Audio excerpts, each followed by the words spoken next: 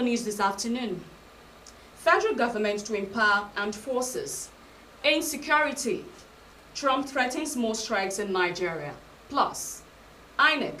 Osun Ekitiguba FCT polls testing ground for 2027 elections. Good afternoon and welcome to the news at 3. I am Catherine Ago.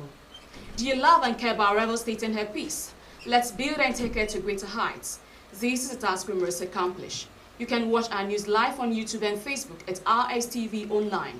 You can also subscribe and click on the notification bell for updates on our live feeds. Now the news in full. The Chief of Army Staff, Lieutenant General Waid Shaibu, has assured troops of 6th Division Nigerian Army Port Harcourt to improved welfare schemes. He gave the assurance when he visited the division as part of his operational tour of divisions in the country. Justice Ihonwo tells us more. The visit of the Chief of Army Staff to 6th Division was his maiden operational visit since he assumed office.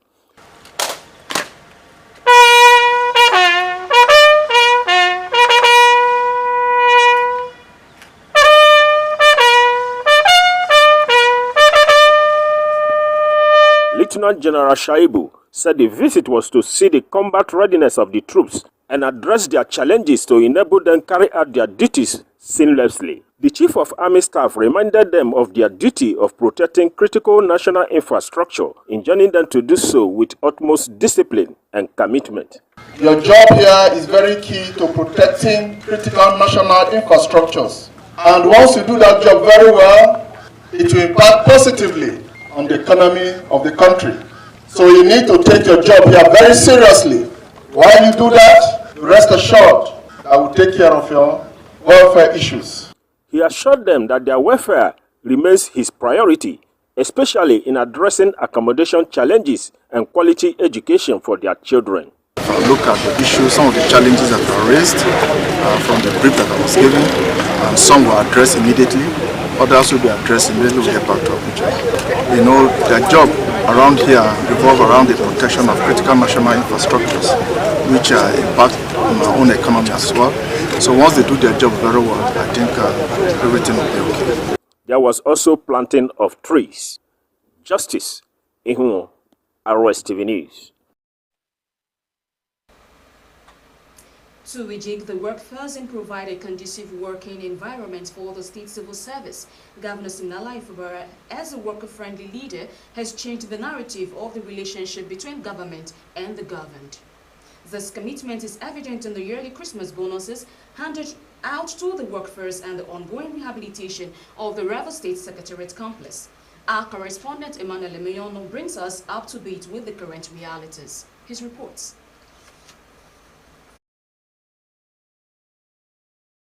Commissioner for Employment Generation and Economic Empowerment, Dr. Chisom Bali, has commended Governor Siminalayi Fubara for fostering a peaceful and investor-friendly environment that continues to attract business interest and stimulate economic activities in Rivers State.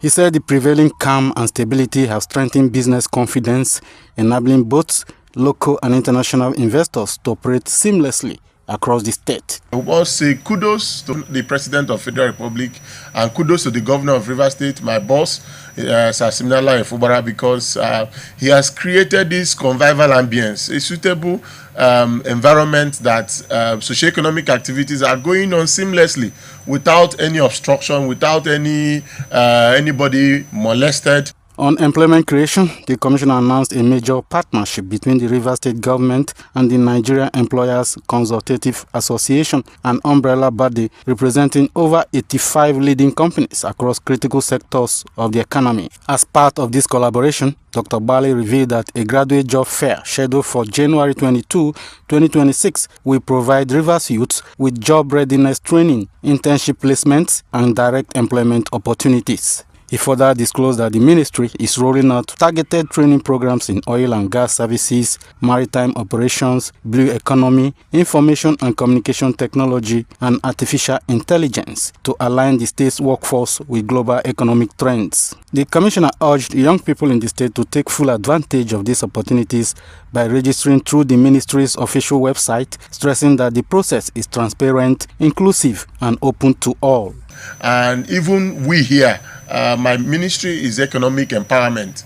And so I interface with so many sectors. I interface with the multinationals, private sector, manufacturers organization of Nigeria, NECA, National Consultative Association, and all the spectrum of employees or employers of labor. So all of these are the things that we can use as yardstick, to assess the impact of the economy on the populace and vis-a-vis the government impact. So I can tell you, for Rivers State, the outlook is favorable. Rivers State government says it remains firmly committed to job creation, skills development, and economic empowerment as key drivers of sustainable growth and prosperity for its people. Nnamdi Olimini, Rstv News. The 2026 Impact Mentoring Outreach for pastors, ministers, and church leaders came to a climax today with breathtaking ministration, prayers, worship, and question and answer sessions. The annual program was organized by the lead pastor of Gateway International Church, Pastor George Izunwa. Nnamdi Olimini reports that thousands of ministers of the gospel, church leaders within and outside Nigeria attended the program. Take a look.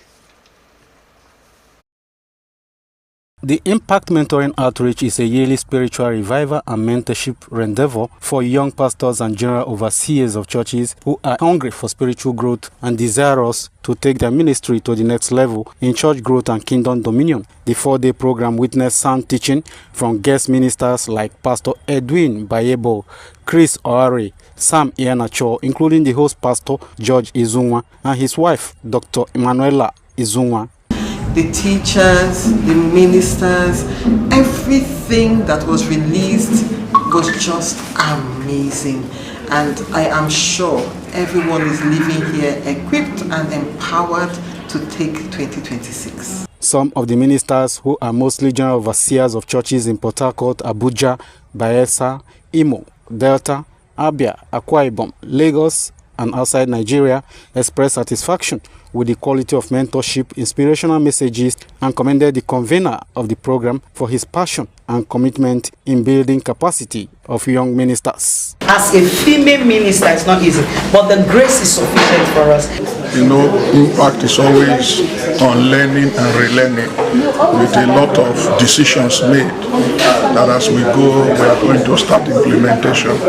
One of the major things I got in this program is that it created a new level of my spiritual attention. The theme of the program, Apocalypse, was designed to stir up mental shift and empower ministers to fulfill destiny and become shining light for generational impact. I want to thank God for the reach, for the atmosphere. People came from UK, came from several countries, a lot of people, delegates from Cameroon and other places, and everybody is going home highly impressed. Yes, anybody, especially you are starting ministry in this product or in Nigeria, you should connect to Impact, because we teach intentional ministry there, intentional ministry, how you can start from the scratch and get to where God wants you to get to.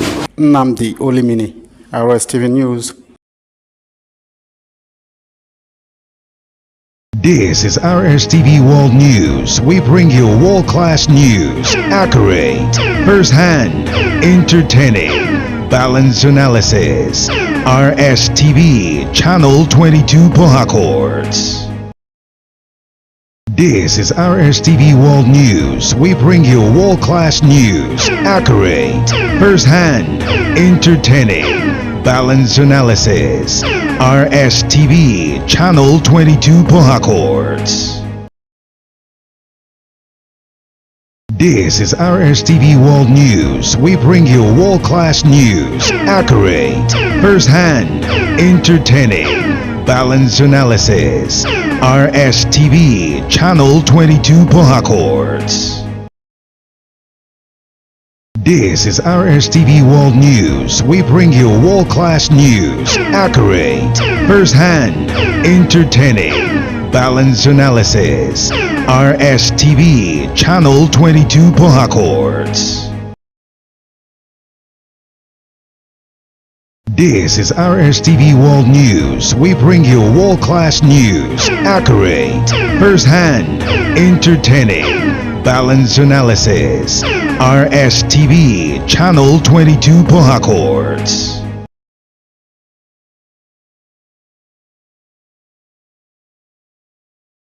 This is Rstv World News. We bring you world-class news, accurate, first-hand, entertaining, balanced analysis. Rstv, Channel 22 Port Harcourt.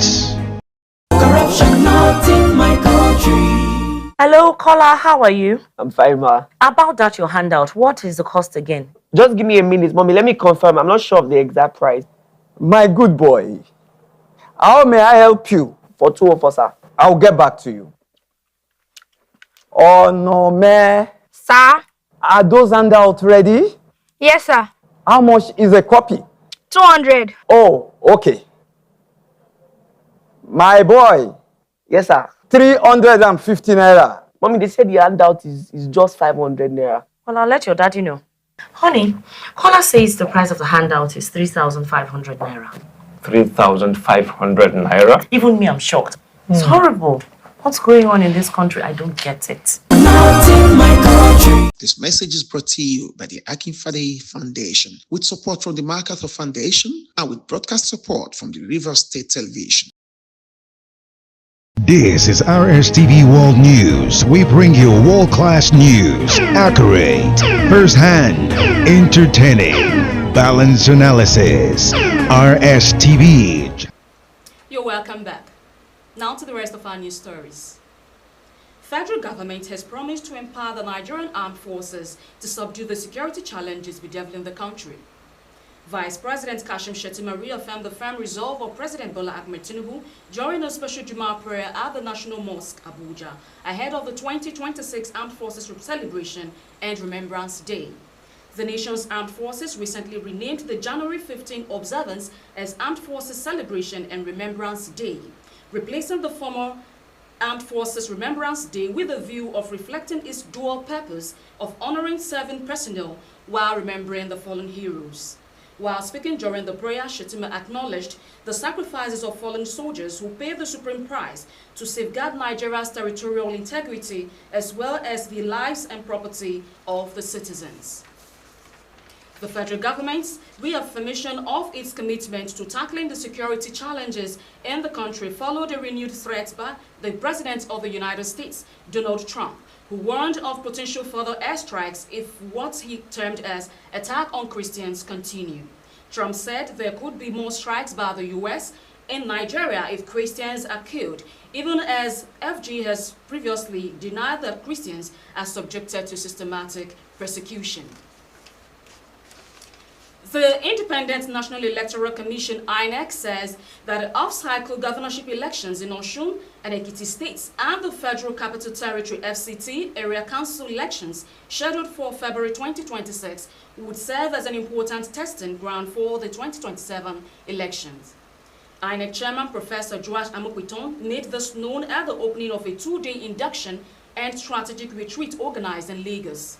According to him, the induction and retreat session was designed to induct newly appointed commission members and resident electoral commissioners into INEC's institutional framework, administrative structure, communication processes, and ethical standards. The INEC chair stressed that the commission is deliberately strengthening its leadership capacity, operational systems, and institutional coherence in response to rising public expectations of the electoral process. He emphasized that early warnings, early planning, strategic coordination, and strict adherence to the rule of law would be crucial to the credibility of the 2027 general election. And moving on to the foreign scene. As Uganda gears up for its presidential election, crowds took over the streets and outskirts of Kampala to voice support for opposition leader and presidential candidate Bobi Wine. One is going up against longtime President Yoweri Museveni, who has ruled the country since 1986 by rewriting the rules multiple times to remain in office. Museveni is seeking a 7th term in the elections. Meanwhile, Amnesty International has described the use of tear gas, beatings and other acts of violence by Ugandan police and military against opposition supporters as brutal campaign of repression ahead of the election. The NUP, Bobi Wine's political party, has complained of arbitrary arrests at its rallies, saying that dozens of its supporters have been imprisoned. Moving on to sports. The Confederation of African Football (CAF) has appointed Senegalese referee Issa Sy to officiate Saturday's Africa Cup of Nations quarter-final between Nigeria and Algeria in Marrakech. CAF had initially named Omar Atan for the encounter but withdrew the appointment amid growing tensions surrounding officiating decisions at the tournament. Sy is no stranger to the 2025 AFCON, having served as the video assistant referee during the group stage match between Morocco and Tanzania.